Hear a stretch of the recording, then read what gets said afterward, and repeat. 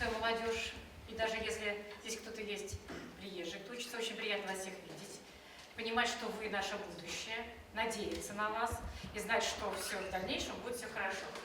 Я думаю, лучше сами гостей их никто не представит, но я могу сказать одно, это будет для вас очень познавательно, вы знаете для себя много нового, подчеркнете для себя, может быть, кто-то изменит какие-то взгляды, но, по крайней мере, вот наши гости, с которыми сегодня с вами поработают, Худалеев Андрей Николаевич, Патиев Фархат Абдрахманович.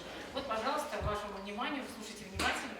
Меня зовут Патиев Фархат Абдрахманович, я возглавляю Федеральную национально-культурную автономию курдов Российской Федерации. Это крупнейшая курдская организация в России. Возглавляю ее не один, нас два руководителя. И по принципу, по курдской традиции, руководитель мужчина и женщина. Все наши организации построены так, что возглавляют всегда мужчина и женщина.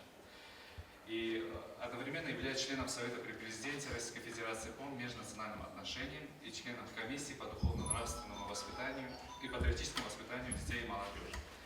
Сегодня мы приехали сюда к вам, чтобы немножко с вами пообщаться, задать вопросы, что-то рассказать о культуре, традициях народов России. Нормами морали. Хороший вариант. Ну, давай не догмами, да, принципами морали. За несколько лет первый раз я прихожу и сразу говорят правильный ответ. Даже взрослые иногда не говорят об этом.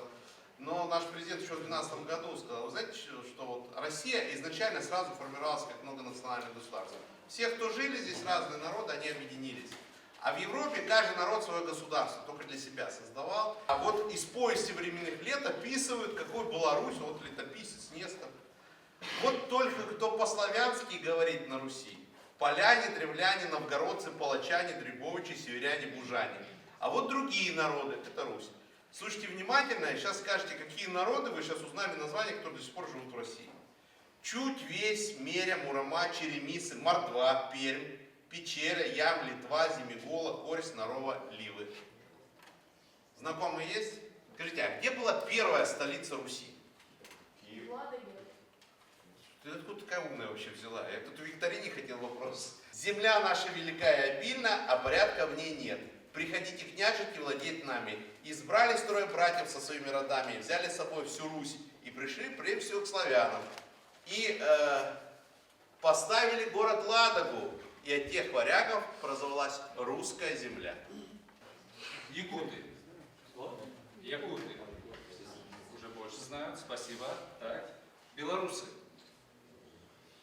Молодцы, так, хорошо. Казахи. Так, у нас в Саратовской области очень много живут казах. Всего в мире насчитывается более 50 миллионов курдов. Это огромный народ. В России нас мало. В России около 300 тысяч. Курды сегодня проживают на территории, исторически сложилось так, что после Османо-Персидской войны Курдистан был разделен на две части. После распада Османской империи разделился на 4 части. И сегодня они проживают на территории Турции, Сирии, Ирака и Ирака.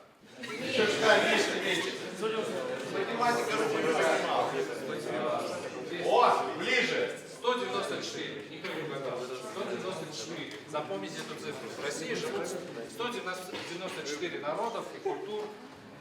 От больших до самых маленьких. Правильно ответ. Помидоры и баклажаны. Мы как бы небольшую скидку вам делаем. Ваши победители аплодируем. Вот у нас.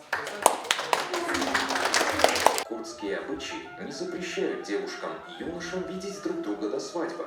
Женское затворничество и запреты на социальные контакты, известные во многих религиозно-культурных порядках восточных народов, чужды исконной традиции курдов. Курды – это горный народ, и слово «курд» переводится «горец».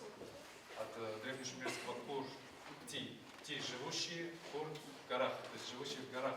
Кстати, если заметили, тут многие обряды есть и в русской свадьбе. Да, в русской свадьбе тоже. Один. Следующий. Кто еще не был? Кто еще не был? На лошадь, да. Пожалуйста, шаг вперед. Правильно. А теперь такой вопрос. А если вдруг они разведутся, ну что-то пошло не так, что-то вот есть такое, что опозоренное и прочее, на чем ее повезут обратно к отцу домой? Руку поднимаем. Кто первый? На осле. На осле, правильно.